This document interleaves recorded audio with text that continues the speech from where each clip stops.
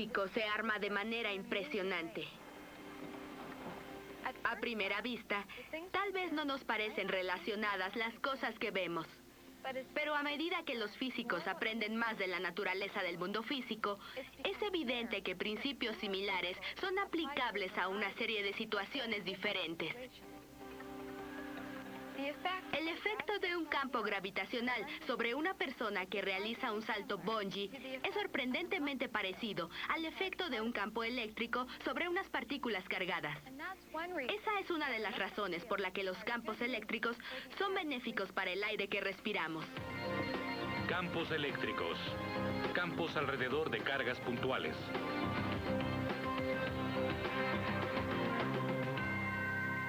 En este episodio de Un Mundo en Movimiento, estudiaremos los campos eléctricos. En el laboratorio, analizaremos su forma alrededor de las cargas puntuales. Resolveremos ecuaciones para determinar la intensidad de los campos eléctricos y aprenderán cómo aplicar dichas ecuaciones para calcular la fuerza que actúa sobre las cargas de un campo. Empecemos revisando lo que sabemos de los campos gravitacionales y veamos cómo podemos aplicar dichos conocimientos en los campos eléctricos. ¿Se acuerdan cómo describimos un campo gravitacional? Fue hace tiempo, pero un campo gravitacional es una propiedad del espacio que rodea una masa y afecta a otras. ¿No es así? Suena bien. Y el efecto es una fuerza que actúa sobre cualquier masa que está en el espacio. Es una excelente descripción de cómo funcionan los campos gravitacionales. Lo interesante es que podemos usar ideas similares para describir los campos eléctricos. Un campo gravitacional hace que fuerzas actúen entre las masas. También hemos visto que los objetos cargados eléctricamente tienen fuerzas que actúan entre ellos. Así que supongo que se parecen en algunas cosas. Antes de continuar, revisemos los campos en general. Los campos pueden ser de naturaleza escalar o vectorial. Un campo escalar solo tiene magnitud. Las líneas en este mapa muestran cómo varía la temperatura. La temperatura no tiene dirección, así que es un campo escalar. El campo gravitacional alrededor de la Tierra tiene dirección. Cualquier masa en el campo experimenta una fuerza hacia el centro de la Tierra. La dirección es importante, así que es un campo vectorial. Michael Faraday, un conocido y consumado experimentador, introdujo el concepto de campo para manejar los problemas de la acción a cierta distancia. Propuso que cualquier objeto cargado produce un efecto sobre el espacio que lo rodea y llamó campo a dicho espacio. Cuando se coloca una carga puntual cerca del objeto cargado original, este experimenta una fuerza. Faraday propuso que el campo en el espacio era lo que hacía que la carga experimentara una fuerza. Este enfoque solucionó el problema de la acción a distancia, ya que explicaba la acción, es decir, la fuerza sin existir contacto entre los dos objetos cargados. Entonces, ¿la idea de una acción a distancia es simplemente que una cosa afecta a otra sin tocarla? Sí, así es. Eso es lo que sucede entre cargas eléctricas. La fuerza entre las cargas es de atracción o de repulsión. Con base en ello, ¿pueden determinar si los campos eléctricos son escalares o vectoriales? Creo que los campos eléctricos deben ser campos vectoriales. Sí, porque la dirección es importante. Tienes razón, la dirección es importante en los campos eléctricos y por eso son campos vectoriales. Con los campos gravitacionales, dibujamos líneas para mostrar el trayecto que tendrá un objeto, suponiendo que no existen otras fuerzas. La persona que realiza el salto bungee es la masa en el campo gravitacional de la Tierra. Así que, verticalmente, la trayectoria que sigue traza una línea del campo gravitacional cerca de la superficie de la Tierra. Las líneas de campo aquí señalan radialmente hacia abajo, hacia el centro de la Tierra.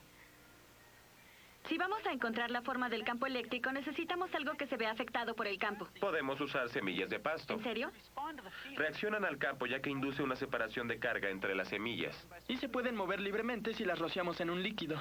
Y al hacerlo nos mostrarán la forma del campo eléctrico. Correcto. Podríamos usar esta esfera como aproximación de una carga puntual.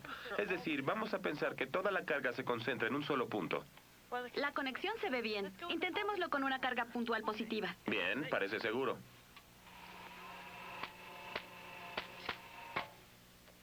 Hagámoslo.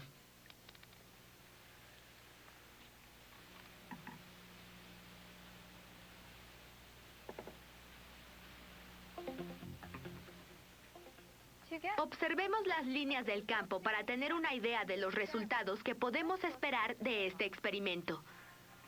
Por su separación, las líneas de campo también indican la magnitud del mismo. Cerca de la superficie de una carga puntual, podemos ver que las líneas de campo se acercan más. Y a medida que nos alejamos, las líneas se separan, indicando que el campo es más débil. Es gracioso. La carga puntual negativa produce el mismo patrón. Las cargas puntuales positiva y negativa muestran las líneas de campo que parten de la fuente. Es verdad, la forma del campo es la misma. Más adelante veremos algunas diferencias. ¿Qué pasaría si tuviéramos dos cargas puntuales y las acercáramos entre sí? Intentémoslo. Deben afectar a la otra. Así es. Ambas afectan el espacio que las rodea. ¿Qué otra cosa creen que puede afectar la forma en que interactúan? Los signos de las cargas. Bien, tratemos con dos cargas puntuales positivas.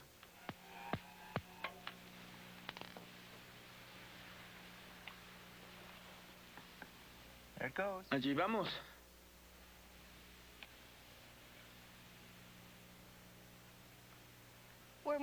Cuando existe más de una carga, los campos interactúan.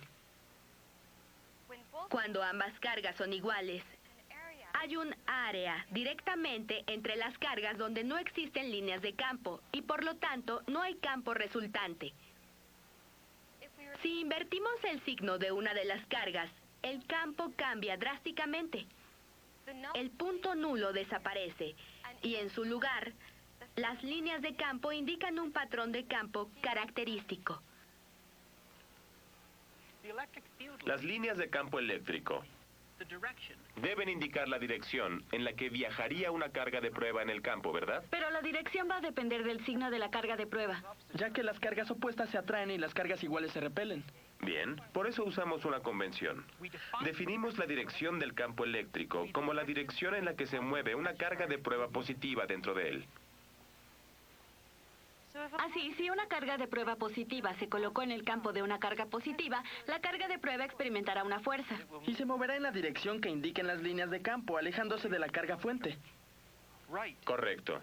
Las líneas de campo indican la trayectoria que seguiría una carga de prueba positiva libre. Así que las líneas de campo eléctrico siempre empiezan en cargas positivas y terminan en cargas negativas. Pero no olviden que las líneas de campo indican la trayectoria de una carga de prueba. La dirección de la fuerza que está actuando cambia constantemente. La fuerza eléctrica que actúa en cualquier punto es tangente a la línea de campo en ese punto. Aspirar puede ser una experiencia desagradable. A medida que el aire fluye a través del tubo de succión, aleja las moléculas de aire cargadas positivamente y la aspiradora queda cargada negativamente. Y si usan zapatos aislantes también quedarán cargados y cuando toquen una superficie metálica sentirán un toque eléctrico. El depurador es un dispositivo que utilizamos en la industria del cemento y en otras industrias para eliminar las partículas de la corriente de aire antes de que pase a la atmósfera. El más común en la industria del cemento es el precipitador electrostático. Queremos que la corriente de gas que pasa por la chimenea sea lo más limpia posible. No solo queremos estar dentro de los límites establecidos por las leyes ambientales. Queremos enviar por la chimenea el aire más limpio que sea posible. Dentro del precipitador tenemos una serie de placas y electrodos suspendidos entre ellos. Los electrodos están cargados negativamente. Las placas están cargadas positivamente. La carga atrae las partículas a las placas cargadas positivamente, donde se acumula y se saca mediante las tolvas de recolección para regresar al proceso. En realidad el depurador no es tan complicado. Solo utiliza los principios básicos del campo eléctrico para retirar partículas de humo de la chimenea. Las partículas de suciedad están cargadas. Y el campo eléctrico dentro del depurador actúa sobre ellas. Así que en realidad es un gran recolector de polvo. ¿Han notado que las pantallas de televisión hacen lo mismo? Sí, es verdad. Se empolvan mucho. Cuando un televisor está encendido, su pantalla se carga. El campo eléctrico que establece atrae las partículas de polvo del aire. Podemos determinar fácilmente la intensidad de un campo gravitacional. Empezamos con la segunda ley de Newton, usando el valor local de la aceleración gravitacional. Dividimos ambos lados entre la masa m y encontramos que G es igual a la fuerza entre la masa. Podríamos terminar aquí. Esta es la intensidad del campo gravitacional en este punto si utilizamos G es igual a 9.81 metros por segundo al cuadrado.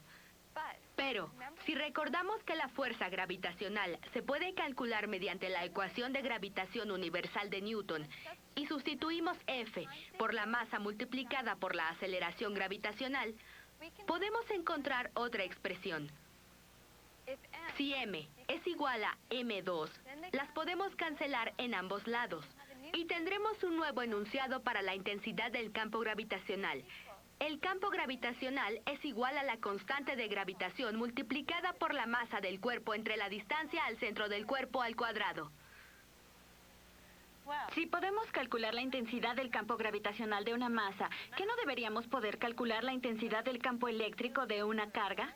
En la gravitación, empezamos con la idea de fuerza por unidad de masa. Así que en los campos eléctricos podríamos empezar con... Con fuerza por unidad de carga. Bien, intentémoslo. Si pudiéramos calcular la fuerza de una carga de prueba en un campo, podríamos calcular la intensidad del mismo. Bien. E mayúscula, con una flecha que indica que se trata de un vector, es un símbolo de campo eléctrico. Se calcula dividiendo la fuerza entre la magnitud de la carga. Podemos calcular la fuerza, F, mediante la ley de Coulomb. Bien. F es igual a K, Q1, Q2, entre R al cuadrado. Muy bien. Donde tenemos F, podemos sustituir Q por E, que es la intensidad del campo eléctrico. ¿Y si Q y Q2 son iguales? Se cancelan, quedando La intensidad del campo eléctrico igual a K, Q1, sobre R al cuadrado. Bien. ¿Por qué hay dos ecuaciones? ¿Y por qué usamos barras a los lados del símbolo E en una y en la otra no? Depende de la situación. Si tienen una carga fuente Q1, podrían determinar el campo eléctrico que produce Q1 a cierta distancia R, usando la ecuación E es igual a KQ1 sobre R al cuadrado. Con esta ecuación calculan la magnitud del campo eléctrico producido por una carga fuente. Si introducimos una segunda carga en el mismo lugar, Q2, podemos utilizar esta ecuación para calcular la fuerza que actúa sobre ella. ¿Y las barras, por qué aparecen en una ecuación y en la otra no? Las barras se llaman signos de valor absoluto. Indican que estamos calculando la magnitud del campo eléctrico, pero no su dirección. Así que debemos calcular la dirección de otra manera. Correcto. Si usamos nuestras ecuaciones, podemos calcular la intensidad del campo eléctrico cerca de una carga puntual.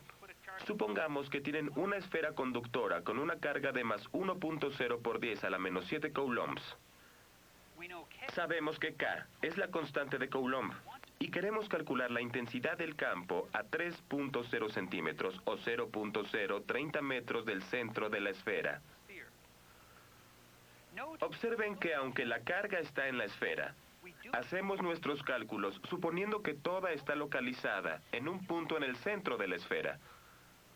Sustituimos en nuestra ecuación 8.99 por 10 a la 9 newtons metros cuadrados sobre coulombs al cuadrado por 1.0 por 10 a la menos 7 coulombs y todo lo dividimos entre 0.030 metros al cuadrado y obtenemos un campo eléctrico de 1.0 por 10 a la 6 newtons sobre coulomb.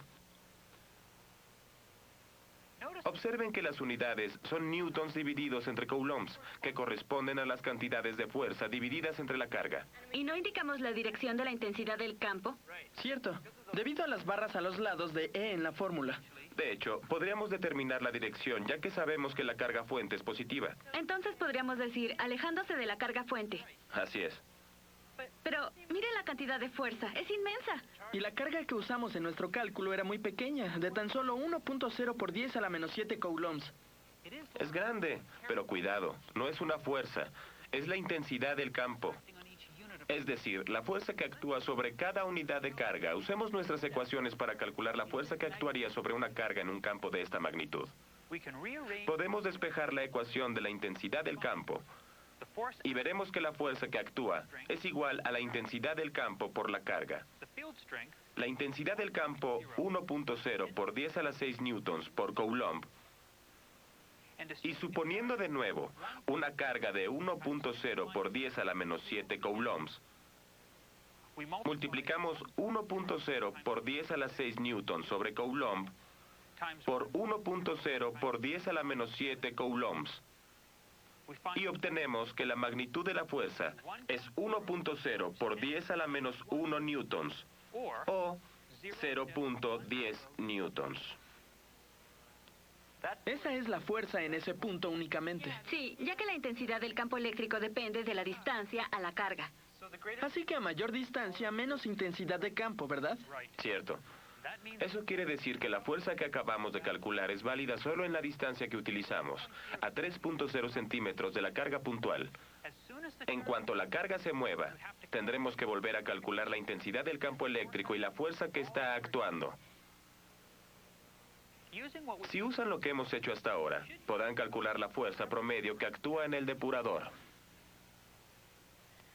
Sabemos que la intensidad del campo eléctrico dentro del depurador es de unos 3.000 newtons por coulomb. Si suponemos cuál es la carga de una partícula, podremos calcular la fuerza que está actuando. El campo carga a las partículas, así que probablemente solo adquieren unos cuantos electrones, tal vez 5.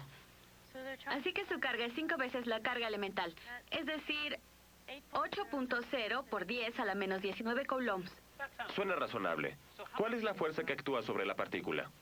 Veamos. Empezamos con la ecuación básica y despejamos.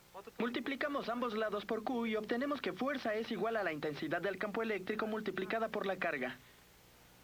Y sustituimos la intensidad del campo por 3.00 por 10 a la 3 newtons por coulomb y la carga. 8.00 por 10 a la menos 19 coulombs de la carga, lo que nos da 2.40 por 10 a la menos 15 newtons, que es la fuerza que está actuando. En este caso, la fuerza que Jennifer y Davis calcularon para esta partícula actúa en dirección opuesta al campo. Ello se debe a que esta partícula tiene carga negativa, y la dirección del campo es aquella en la que una fuerza actúa sobre una carga positiva. Cuando giran las hojas del rotor, eliminan electrones del aire y hacen que se acumule una gran carga electrostática negativa en el helicóptero. A medida que el helicóptero se aleja, el exceso de cargas positivas queda atrás y el resultado es el equivalente a una carga puntual negativa rodeada de un fuerte campo eléctrico. Mientras más seca está la atmósfera y más tiempo permanece el helicóptero en el aire, mayor será la carga estática. La caja del depurador en sí está montada entre las dos pestañas que ven justo sobre el suelo y debajo del penthouse. Está entre esas dos áreas. Tenemos electrodos de 70 pies de longitud y placas también de 70 pies. La longitud total de cada sección es de 30 pies. Así que contamos con un área específica de recolección bastante grande para el precipitador. Es la cifra en la que se basa la eficiencia. El precipitador tiene 32 vías para gas. Cada una tiene 40 electrodos originales. Así que se necesita mucho material para construir un precipitador. La potencia de la corona, que es como llamamos al campo eléctrico, es de suma importancia en términos de eficiencia. Mientras mayor sea la potencia de la corona, mayor será la eficiencia del precipitador. Lo que sucede con las partículas es que a medida que pasan, desarrollan una carga basada en la potencia de la corona. Y uno de los factores más importantes para el diseño u operación de un precipitador es lo que llamamos velocidad de migración. Es la velocidad con que la placa atrae las partículas. Claro que depende totalmente de la carga que éstas reciban. Para determinar la forma del campo cuando la fuente es de más de una carga, es necesario poner atención a la dirección de los campos individuales involucrados. Primero determinamos por separado el campo que produce cada carga puntual y luego efectuamos una suma de vectores para calcular el campo resultante. Aquí podemos mostrar la fuerza que actúa sobre una pequeña carga de prueba debido a la carga positiva y luego la fuerza debido a la carga negativa. Sumamos las dos fuerzas y determinamos la fuerza neta en esa posición. Podemos repetir el procedimiento y determinar la magnitud y dirección de la fuerza en cualquier punto cerca de dos cargas. Si continuáramos este proceso, obtendríamos un dibujo claro de la forma del campo, que se parece mucho al campo que vemos cuando estas semillas de pasto responden a puntos con cargas opuestas. Pueden utilizar estas ideas para calcular la intensidad del campo eléctrico en el punto intermedio entre estas dos cargas puntuales. Supongamos que ambas tienen una carga de más 2.0 por 10 a la menos 10 coulombs y que están a una distancia de 0.84 metros. ¿Cuál es la intensidad del campo eléctrico en el punto intermedio entre estas dos cargas? Podemos calcular la intensidad del campo eléctrico mediante nuestra ecuación. Sí, muy bien. Si la distancia entre las dos cargas es 0.84 metros, el punto intermedio entre ambas es 0.42 metros. Así que R es igual a 0.42 metros. Perfecto. Y ya conocemos la carga. Es 2.0 por 10 a la menos 10 coulombs. K es la constante de Coulomb, así que podemos sustituir nuestros valores en la ecuación. E es igual a 8.99 por 10 a la 9 newtons metros al cuadrado sobre coulombs al cuadrado por 2.0 por 10 a la menos 10 coulombs, todo entre 0.42 metros al cuadrado. Me parece bien. La intensidad del campo eléctrico que produce esa carga es 1.0 por 10 a la primera potencia, newton sobre coulomb. Es decir, 10 newtons sobre coulomb. Y gracias a su diagrama saben que la dirección es hacia la derecha. Ahora debemos calcular el campo eléctrico que produce la otra carga. Para la segunda carga puntual, todos los valores van a ser los mismos. Tienen la misma carga que la primera y está a la misma distancia. Así que el campo eléctrico debe tener la misma intensidad, 10 newtons sobre coulomb. Excepto que según nuestro diagrama está en la otra dirección. Buen trabajo. Ahora solo les falta calcular la resultante. Cuando sumemos las intensidades de los campos, debemos considerar la dirección. Como están en dirección opuesta sobre la misma línea, pueden usar signos para diferenciarlos, positivo a la derecha y negativo a la izquierda. Es decir, más 10 newtons sobre coulomb, más menos 10 newtons sobre coulomb, lo que nos da 0. Sí, 0 newtons sobre coulomb. Buen trabajo. A esto se le conoce como el punto nulo. Los campos de dos cargas se cancelan entre sí. En el punto nulo, una carga de prueba no experimenta ninguna fuerza. Podemos ver que las líneas de campo alrededor de dos cargas iguales tienen un patrón predecible también. Un patrón que ya habíamos visto antes. Si eligiéramos una partícula de la masa de partículas que entra al precipitador y pudiéramos seguir su trayecto por el sistema cuando pasa por una de las vías entre los electrodos y las placas, veríamos que queda cargada negativamente. La placa la atraerá con cierta velocidad, se quedará en la placa y gradualmente liberará su carga a través de la capa de polvo que se acumula en la placa. Por lo general, tenemos 50 toneladas por hora en la entrada del precipitador, así que entran 50 toneladas de partículas por hora al precipitador. Salen entre 15 y 20 libras por hora de la chimenea, lo que nos da una eficiencia de alrededor del 99.98% aproximadamente. ¿Les quedó claro cómo los campos eléctricos pueden ayudarnos a eliminar las partículas del aire? Claro, el depurador usa un campo eléctrico para limpiar el aire. Carga las partículas cuando éstas entran al campo. Y allí, una fuerza actúa sobre ellas que se usa para sacarlas del aire y recolectarlas. Esa es la idea. Las cargas eléctricas, en este caso las partículas, experimentan una fuerza cuando están en un campo eléctrico. Después solo se necesita un poco de grasa para limpiar el interior del depurador y eliminarlas. Que es mejor que tratar de limpiarlas de nuestros pulmones.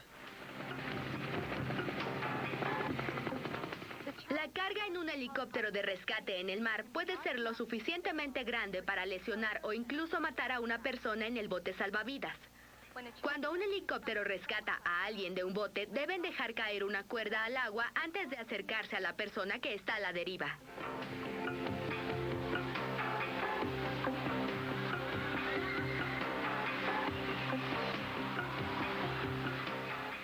¡Bungie!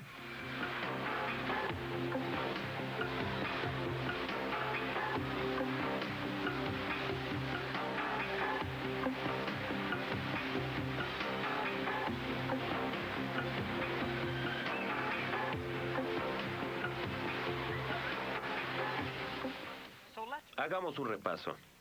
La persona que realiza un salto bungee cae debido al efecto del campo gravitacional de la Tierra. ¿Qué tanto se parece a los efectos de los campos eléctricos? Mucho. La Tierra es la fuente de un campo. Y la persona que salta experimenta una fuerza porque está en el campo. Veamos. Para crear un campo eléctrico, necesitamos ya sea separar dos o más cargas. O solo tener un objeto cargado. Y cualquier carga en el campo eléctrico experimentará una fuerza. ¿Cómo compararían la dirección del campo eléctrico con la del campo gravitacional? Los campos gravitacionales siempre apuntan hacia la fuente. Pero en los campos eléctricos la dirección depende de la carga. Bien. ¿Qué tipo de carga tiene un campo similar al del ejemplo del campo gravitacional? Que señale hacia la fuente. Tendría que ser una carga negativa. Cierto, ya que una carga de prueba positiva se movería hacia ella. Buen trabajo. Los campos están en todas partes y podemos observar cómo actúan con principios similares en todo el mundo físico, desde la pureza del aire que respiramos hasta la emoción de nuestro deporte favorito. Los campos ejercen influencia sobre todo lo que sucede en un mundo en movimiento.